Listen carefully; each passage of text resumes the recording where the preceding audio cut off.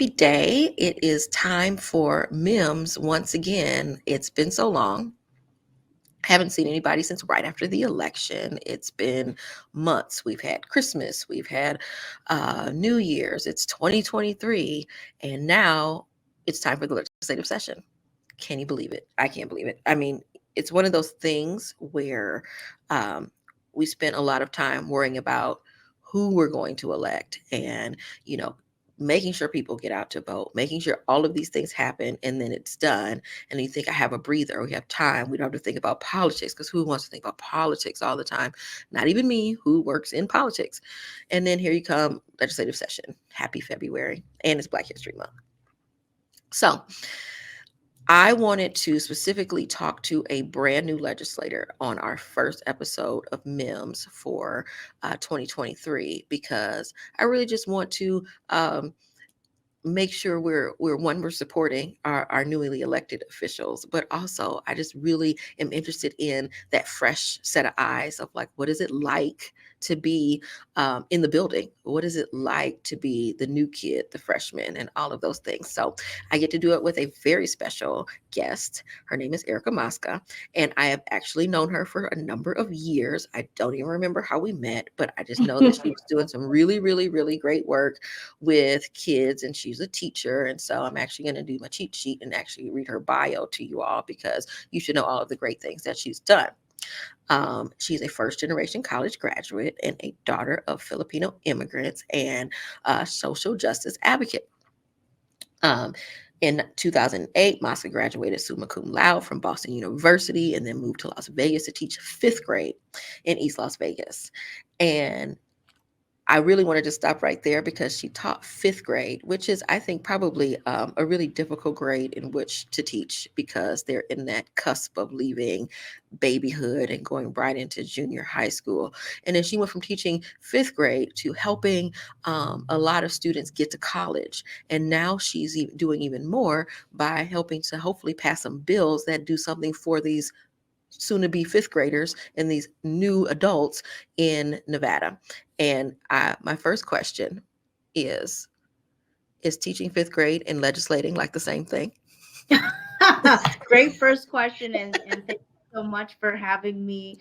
It's so funny. I would say, being a past teacher, we know how to delegate our tasks to ourselves. I know I get here pretty early, because when I was a teacher, I got there early, because that's when you get your work done Hmm. before people come into the building. So in some ways, it's kind of funny that you already know you can't really use the bathroom all the time because you have so many meetings, you have to juggle your schedule, and you really do have to talk to constituents. Families are constituents, your fellow teachers, your administration, your students are your most important constituents. So in those ways, I do kind of see it align. So I feel like you're probably keeping everybody in line, then get that teacher voice going. Well, like you said, I say I'm a real freshman. So, for me right now, I'm observing, I'm learning, I'm doing the work. I'm definitely asking questions in committees. I've already had a hearing on a bill, so I'm doing the work, but also want to make sure that I can learn how to do it so I can be the most effective. Hmm. So let's back up a little bit. Um, you are a newly elected assemblywoman. Can you tell us about your district, what the borders are, so folks that are watching can figure out if you are their representative? Yes, I'm so proud to represent Assembly District 14 on the east side. We talk about East Las Vegas and East Las Vegas pride a lot up here. I wear my East Las Vegas pin, and I even gave all my fellow electeds an East Las Vegas pin on Valentine's Day to show the love we have. But I'm over on about Vegas Valley in Sahara to Bonanza in Sahara. I personally live on Nellis and Sahara, right there in Winterwood. And then we go down. It's kind of funny the way it zigzags, but about Charleston and Eastern, one side of the street is not my district, but the other side is. So if you live kind of within those boundaries, I would be your representative. And so when you were running for office, I know you were out there knocking doors and probably making phone calls and hosting conversations with folks who live in East Las Vegas. What were you hearing? What were the main concerns that you were hearing about the neighborhoods and about the community? Yeah, people really care about things that impact them, which makes sense, right? We call those kitchen table issues, or when it comes to families, how are we making sure that our roads, our schools, our gas prices, our things that impact us at home, our rents, our mortgages, things that maybe other communities don't have to think so much about. But my parents live about 5 minutes from me. My mother in law lives in my district, another 5 minutes down on Nellis, and we're constantly thinking about, how do we not only survive, but how can we have enough resources and opportunities to thrive. So I think those themes really came up while canvassing in the election. And so, how does that translate to what bills you are running or supporting in this session? Yeah, and then that's, I think, the most important part. And I'll say two things, and I'll get there. I think one thing is so many people are just focusing on surviving that they may not even know what the Nevada state legislature is. So part of the work we did when we went out was explaining, some of these roads issues or some of these safety issues are actually local issues, and who can you contact versus what is local, what is state, right? I feel like even me, maybe before 10 years ago, I didn't always understand. It's hard. And so I think one thing is you can run, but then you also need to make sure you connect and keep your community engaged. So this Monday, past Monday, I flew up 9 young people who are from the district, and they got to experience the legislature for the first time. They got to testify. Some of them testified on bills. They got to sit on the floor. More than half of them are from Assembly District 14. Some of them I just met on the campaign trail, but they're so passionate about making changes. So it's like, if I'm going to have you volunteer on my campaign, we better make sure you also know why. What is the point of the campaign if you can't come up to the people's house and use your voice? So that's one way I would say, is just making sure we connect. So these issues are so top of mind that we're connecting the community. And then in other ways, at least one bill that I'm really excited about is Assembly Bill 212. And I'm so glad it has a number. Something we hear from young people all the time is that in higher education, if you owe a fee, so if you owe over $100 from parking tickets to you didn't withdraw on a class on time, you can't access your transcript. And if you can't access your transcript, you can't get a job, you can't transfer, you can't get those wages. And so that's a very pragmatic bill of things that we've experienced on the ground that actually impacts our youth, especially the youth we work with on the east side, but that would help a system so that any young person, if they owe over $100, they're still going to have to pay that eventually, but we cannot hold their transcripts. I think that is really important, especially when so many folks are struggling right now just to make ends meet or buy eggs for that matter. Um, how important is it for you to connect back with your constituents while you are there? Because the one thing about Carson City, it's about 8 hours away from Las Vegas driving, and so it's not easy for people to get up there. It's also not easy to even watch a lot of the hearings online. Now they're easy to find; they are on YouTube. You can connect and watch them live, but you also have to have the time and the space. You may be at work, and so you'll miss a lot of what's going on. So, how important is it to you to be able to connect with folks? And then, how are you making sure that people know what's happening? Yeah, I think that that's just so important. And that's one of those things that I wanted to come up here and work on. So I'll just say we can always do better. It is one of those things that's difficult, but a couple things that I've been doing. We make sure I do a blast. So anybody that's been engaged at all on the campaign side, whether we met them at the park when we were just handing out information and reminding people to vote, we had food, we are keeping people engaged. So I usually send out like every couple of weeks, what are the things that are happening? How does this impact you? We actually just bought a bus. Well, we didn't buy a whole bus, but we are setting up a bus trip, and we are inviting anybody that wants to come up. That's something that was really important to me to do. I have that youth committee, so I have Assembly District 14 youth committee who I tap to be my surrogates, because we know we cannot just be here. We have to open the door for others to come. And so when I'm continually to engage with them and allowing them to go out and shop my bills around or talk to their people about up the issues, or they're the ones who are going to the groups to talk about this is what's happening, who wants to testify. That's another way that I've been trying to keep in touch.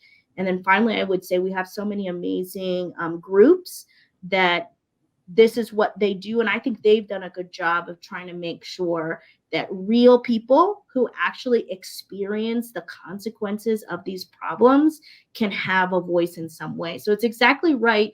People can call in, but you can also do opinions online. You can pick any bill and just write an opinion. But the opportunity cost to have that time to do that is the hard part. So say a little bit more about the bus that you are that you're renting to have folks come up. When will they be coming up, and how would they get in contact to get a seat on that bus? Yes. So my email, that please put that there. We would love for people can contact me. It's going to be at the end of March, and right now we're sending it to all the people who are involved in the campaign at all, so that they can see the connection between the campaign and the actual work. And so I think it's important people know what the legislative session is and how they can advocate, and even if it's not that bus trip, we're going to be setting up other bus trips. We're trying to organize public comment when it comes to certain bills. And even if I'm pretty accessible, my attache, I'm really proud, is a young person I've known since she was in middle school at Bontoul Middle School, and now she attends UNR as a first generation college student. And we are making sure we're open. So if someone contacts us, we will get in contact with them, and we'll figure out if it's not me, if it's a bill you care about that someone else is holding. We want to be a contact or conduit to get people connected. You said something about your attaché. First, I'm going to have you define attaché for Yes. our listeners. Yes, sorry. I know. I didn't even know until I got up here. But an attaché, so I think a lot of people think too, when you think of a politician, you think of someone with a lot of staff that makes a lot of money. Here in Nevada, we're a citizen legislature, so I'm definitely making less than I made at home. We come up every other year, so it's not consistent. The citizen legislature gets you a lot of diversity. We're one of the most diverse legislatures in the country. We have the most female representation as well. But attache is our only staff. So attache is a personal secretary, one staff member for my office. And so for me, it's really important. Her family's from Guatemala. She's a first generation American. She's bilingual. She lived in Assembly District 14 for some of the time when she grew up. Because again, it's not just about me coming up here or me being a politician. It's about how are we making sure that communities see themselves reflected, and that we're supporting the next pipeline to come up, because we know that's when real change can happen. I think we need to also highlight that you have one staff member and you represent thousands and thousands of people. So if they do email you, I'll also say we should probably give you a little bit of time to be able to Thank respond to you. everything. But another thing that comes up for me is representation. When I look at your bio and it says you're, a first generation college student, I'm assuming you're a first generation legislator as well. Yes. And so, and then you hired a first generation college student to come and work for you. And I think that those sort of things really, really matter when we talk about that anyone can lead and that anyone can do more if they have the opportunity. But sometimes the opportunities don't present themselves because people don't believe that someone can do X, Y, and Z because it hasn't been seen, or no one in their family has already done it. That nepotism, just may not be there. And so to be able to have, you know, a a a young woman as yourself, a teacher, which people can, they know what a teacher is, they know what that is, and they know what you do, and they know how hard you work, that you can be a teacher, and then you can also help write the laws and the policies for those students, and then you can help those students become something even greater. I think it's a beautiful thing, and I think what you're doing is being a role model even to those who may not even be interested in politics at all, because it doesn't have to be about politics, it's about opportunity. And so I just really want to commend you on making sure that you are looking back and pulling up, but also that you're paying attention to who you're pulling up. Mm, thank you. And I think it's important. I just think that, but then that's what I mean, like especially with when it comes to representation, And so, do you feel, as a first generation college student, as a Filipino woman, as a teacher, all the different identities that you can carry, h- is that any weight on you? Yes. Okay. So I think what's really important is if you Google leader, right? Someone like me, someone like you, that's not what comes up. Even though we know we are the leaders of our communities, of our families. And so I used to be a teacher. I run the nonprofit, still Mhm. educator with young people. But I think it's just so important. I'm the first Filipino or Filipina to ever serve. I'm very grateful, was just voted in to be the At new. all in the entire state? Is that what you're saying? Yes, ever. So now you're in the history books too. Yeah, yes. But I think of all the people that came before me, right, who couldn't, they just had to even get here, right? And then because of all their advocacy and work, now I can be here. But I think of my parents, I flew them, we all came up for my swearing in, which is the first day where you get, officially sworn in as a legislator. My parents have never been up here before. My dad grew up in a third world country with no running water or reliable electricity. He has a GED. He still works nights today. He taught himself English, and his sacrifice enables and allows me to be here. But I always say my path was not promised. There was a lot of work that had to happen, a lot of systemic inequity that I had to face, and so one, we have to be proud and loud when we're here. So do I feel it? I feel it, but I use the weight as what I call a beautiful burden, right? Like I want it because if I can do it, then others can do it.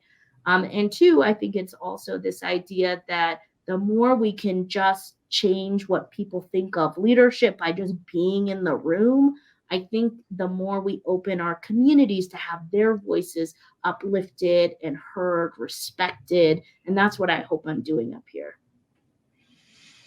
And I think that you are.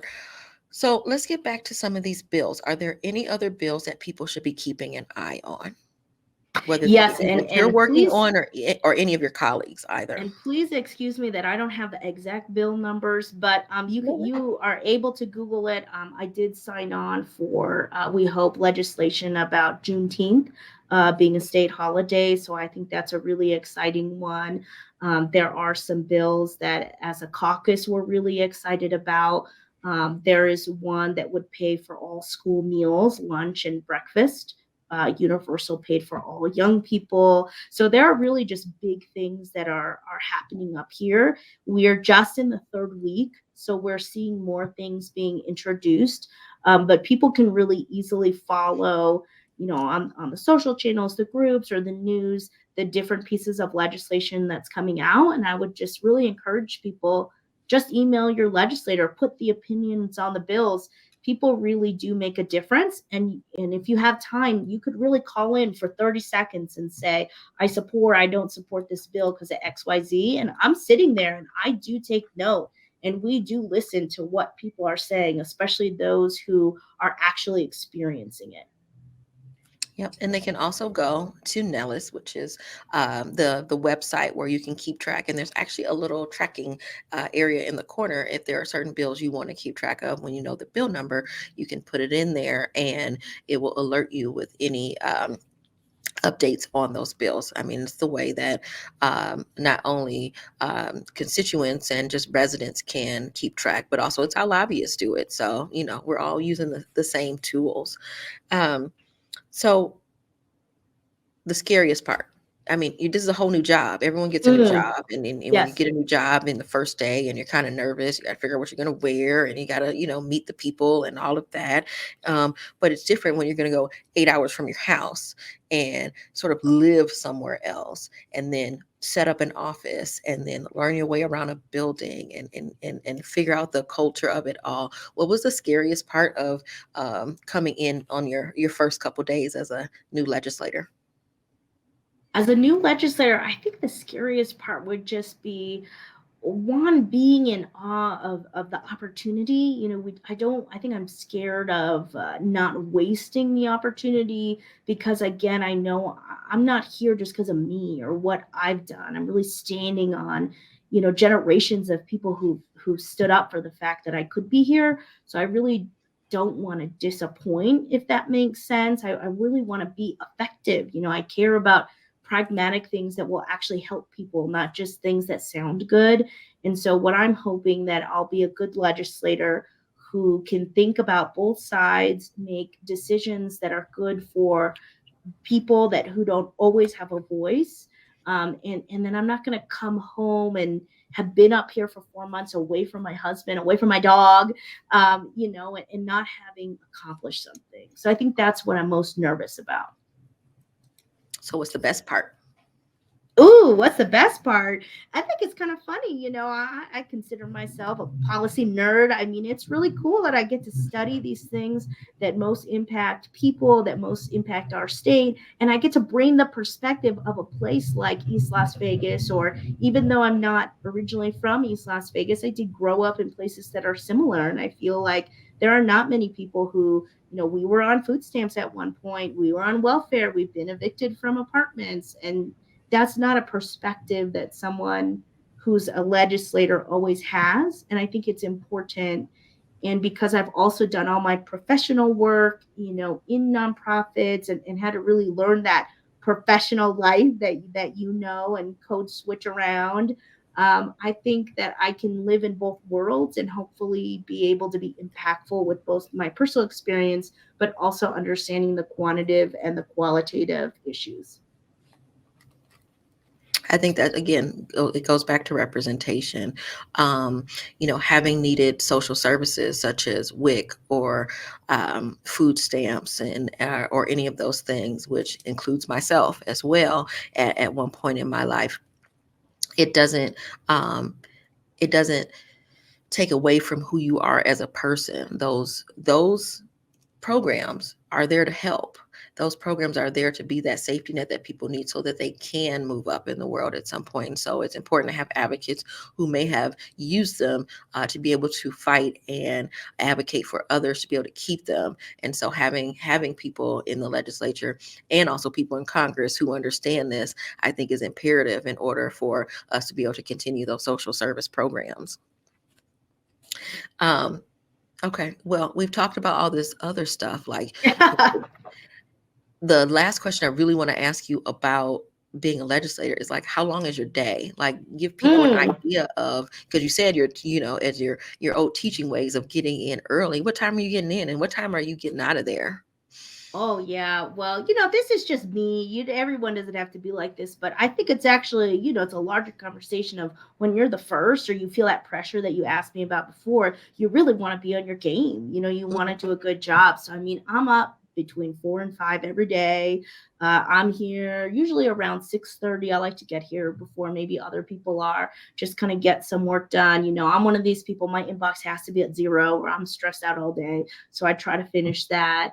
And then I'm either on Tuesdays and Thursdays, I'm in 3 committees. So it's like I have a committee meeting on judiciary. I go to the floor, which is awesome, but that's when we're all together. Then I go to the education committee, and then I run to the revenue committee. And that's all day. I could be here till 6 that day. And then there's usually an event or a meeting in the evening. And then on Mondays, Wednesdays, and Fridays, because I only have one meeting in the morning, so I'll get here early, do some work, go to one meeting, and then I have meetings with lots of people all day before there's probably an event in the evening. It works for my personality that I go home on the weekend, or my husband comes up on the weekend. So it's like go hard for 5 days, and then you have a little rest time. But that's why it's also hard to figure out how to be a good representative in your own community during the legislative session. So that's the one thing I think I'm working on is we do have a park event this weekend where we're helping clean up a park that we've heard some feedback on from the community, and so we're still trying to engage back home, but it's always it's a juggle. Hmm. Hmm. I think it's important for folks to realize again, you have one staff person, and getting in at 6 a.m. and maybe working till 6 p.m., but having to kind of change things up, because those meetings can be very long too. Yes, yes. Some of those committee meetings, I've sat in on them, and I'm like, I get to get up and leave. I, I can leave in the middle of a committee meeting. You're kind of stuck there, having to go through all of that. So I think that's important. Excuse me. But when you do have some downtime, tell us about Assemblywoman Erica Mosca's downtime. What does that look like? Is that reading? Is it watching TV? Is it listening Yeah. to podcasts? How are you unwinding from the day? Well, listen to CityCast, so do podcasts. But I like to watch the news. I like to listen to a podcast. I call my husband. I do Wordle before I go to bed. But that's probably it. One thing is I don't have a car up here. I'm living pretty close, so I get to walk. That's actually been a good thing. So I kind of get a break to just walk around, clear my head. And the other cool thing is because I've done my work in education for the past 15 years, I have a lot of young people who go to UNR or they actually live here because they went to UNR, but they're from East Las Vegas or Las Vegas. And there are some times I've been able to connect with them and really just it reminds me of why I'm doing the work. hmm Yeah, UNR is really close to Carson City, so I think that that's great that you can get, maybe even at some point in session, you can get over to UNR and visit some folks over there. And my oldest is at UNR as a senior, Oh, so yeah, send the oldest to come visit then. I shall, I Yeah, shall. not far. I think that she did a little work around Elizabeth Warren's campaign one year, so she's dabbled in it, but she's like, ooh, politics, you know. But so that's really how I want to end. I want to, a lot of folks will say, I don't care about politics. Politics has nothing to do with me. Everybody in politics is, everyone's lying, nothing happens, whatever. Like there's a lot of negativity around it. Um, but yet we need it. And so I love your perspective um, uh, around why politics is really important. And also in that, because I'm just noticing in the chat, and I'm going to kind of switch over to that a little bit, is why politics is important. But specifically, you talked about a park that you're working on. Maybe we can Mhm. talk about connecting the dots on how having a park open has anything to do with politics. Yes, yeah. So I always, whenever I talk to young people, I get invited to talk to even littler kids. I love that. I always say, go home and just remember, you met a nice politician. So I think that we think of politicians as evil people with lots of money and lots of staff.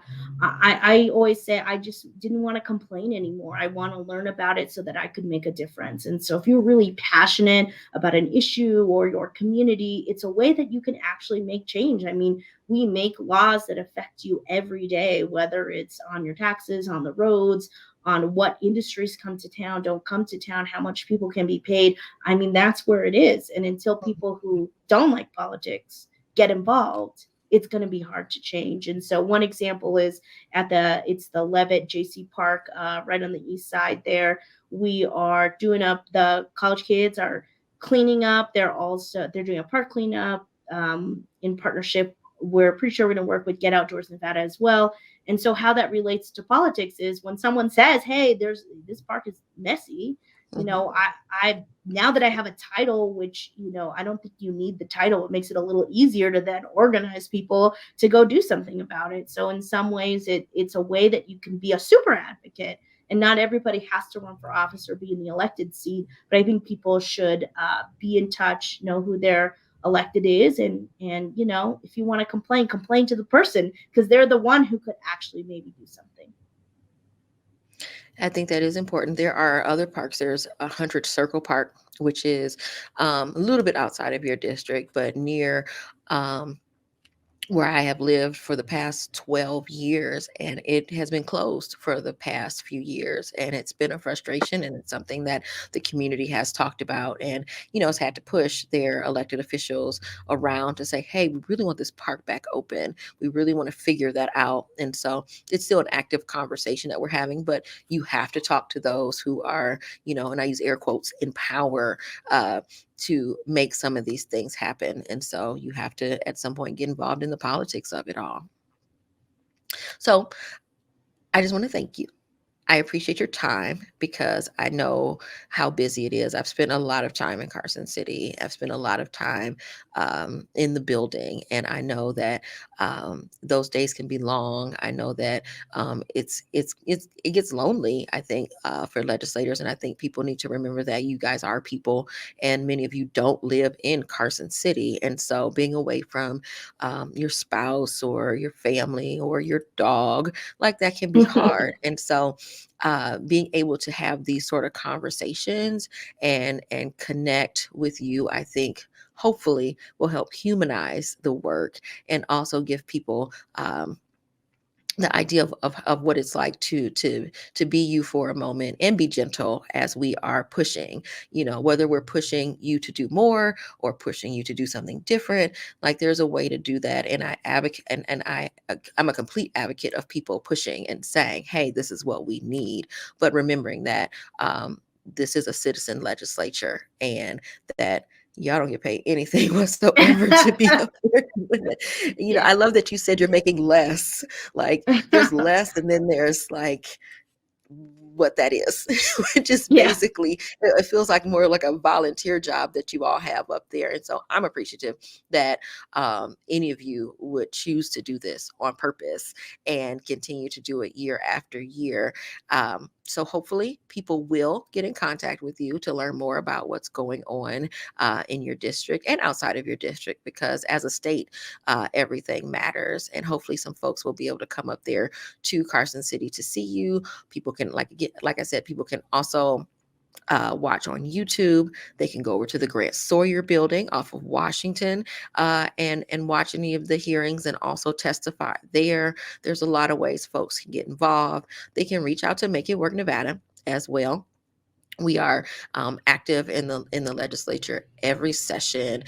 We have our set of bills that we'll be tracking and following, and then hopefully going up at some point as well. And we'll come up and visit your office so we can see all your cool stuff you got in Yeah. there. And yeah, like I wish you all the best and the luck that you have. I think about 104 days left in session. That's only because Nellis tells you. So it's a little cheat sheet there, but you got 104 days left, and I think that you will do great. Well, thank you. Thank you for having me here, and thank you for all that you do. I appreciate it. No problem. And we look forward to hopefully talking again at the end of session so you can tell us what it was like to finish your first session and what our wins are and what we're going to have to work harder for next time, because there's going to always be those. We will do that. Okay. All right. Thank you so much, Assemblywoman. So that's MIMS. We Oh, are great. we're ending, and we are going to be back hopefully with some more legislators in the next episode in a couple of weeks. We want to know what you want to hear about. If there are any bills in particular you want us to keep an eye on or have deeper conversations on, that's what we want to do for this entire session until June. So please reach out. You can email us at info@makeitworknevada.org. You can follow us on Facebook, on Twitter, Instagram, on TikTok. We're everywhere. Let us know what you want to hear about, and because that's what matters. So I want to thank everybody for tuning in, and we'll see you next time. Bye.